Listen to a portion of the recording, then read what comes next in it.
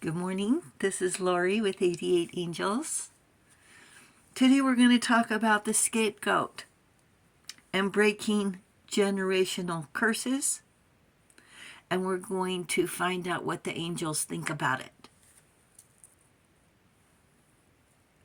Rochelle is our guardian angel, watching over us from March 1st through March 5th. The King of Cups, a compassionate and mature person.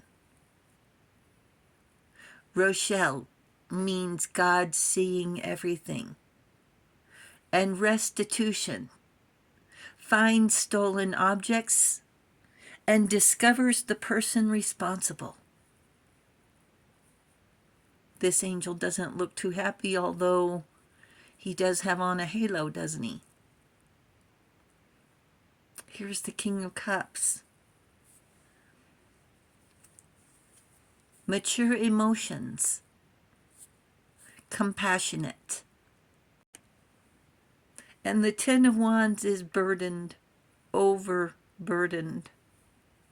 The King of Cups, we're going to draw on his strength for our follow through, for our courage. And we're nearing completion.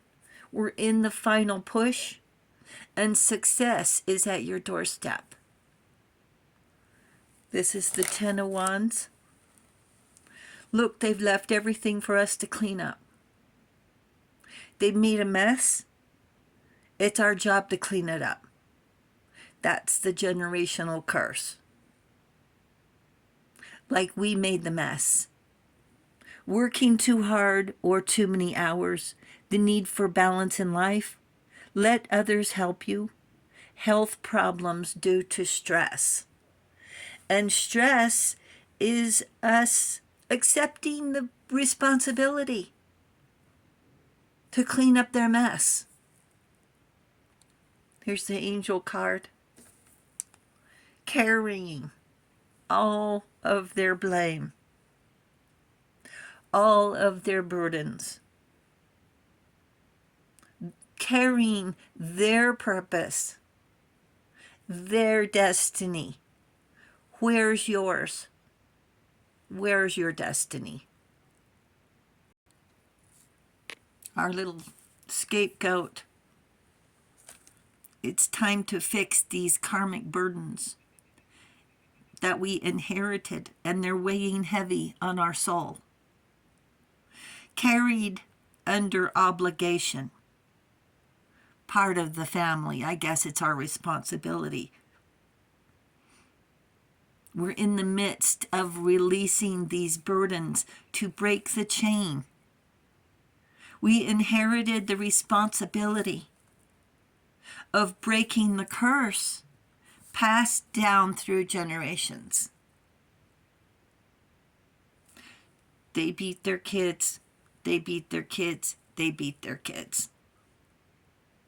It was good enough for them. It's good enough for you.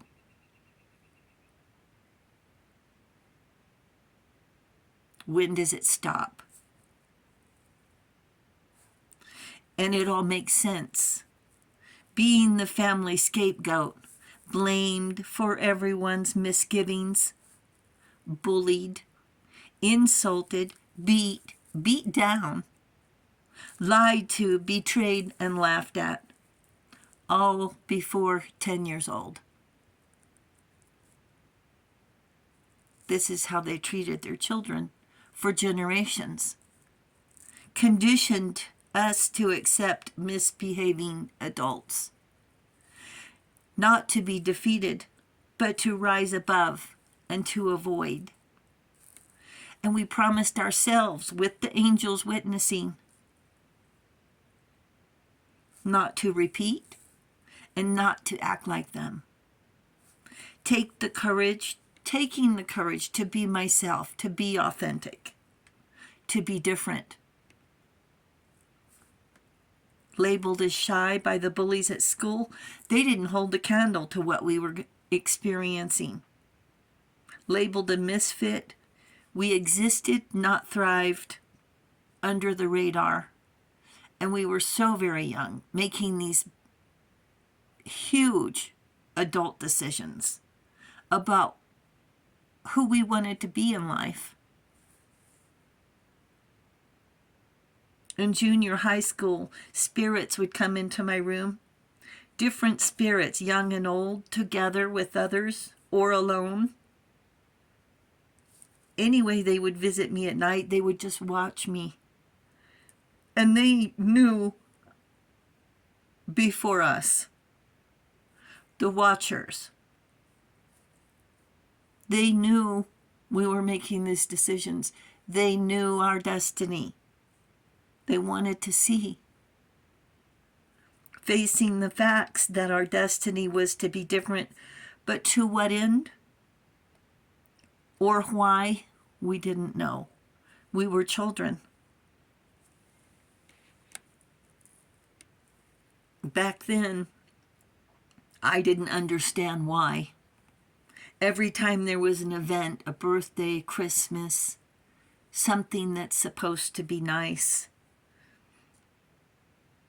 I get sent to my room, isolated, while whoever or everyone was out in the house throwing tantrums, screaming and yelling, getting blamed for getting in the way, threatened, forced to church, and were undergoing a transformation from child to adult while this chaos is going on.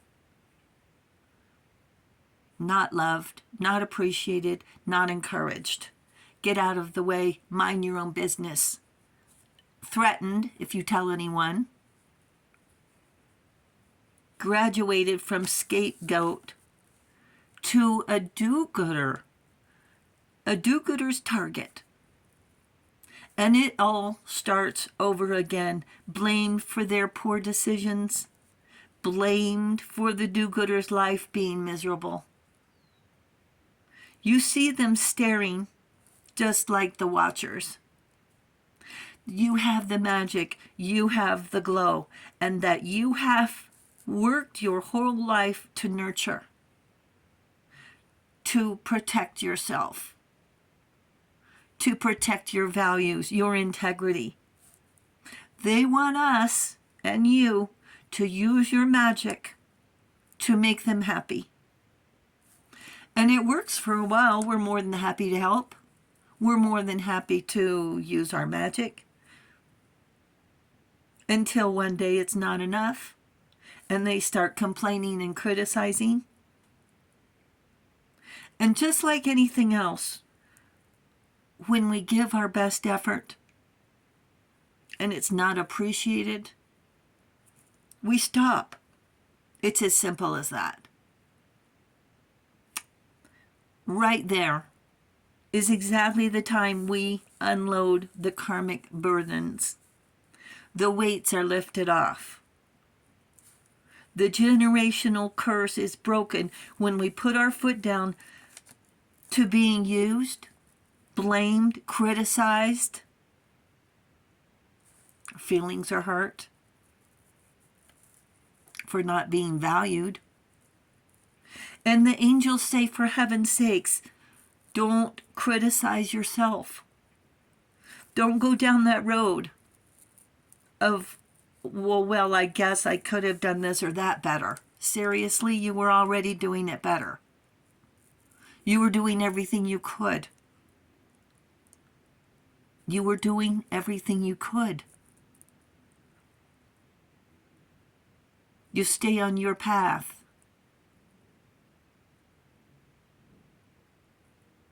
Nurture your glow. Bathe in your magic.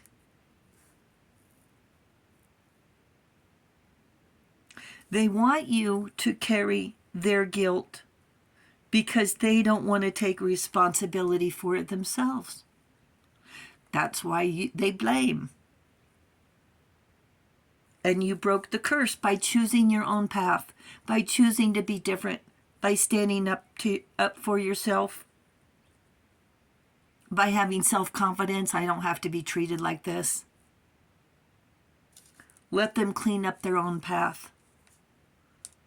The mess they made is their mess. You weren't with them back in the day making their decisions. That was their deciding. For Lent, give up on their curses. They're not yours. And the angels say you made the right choice. Thank you, angels.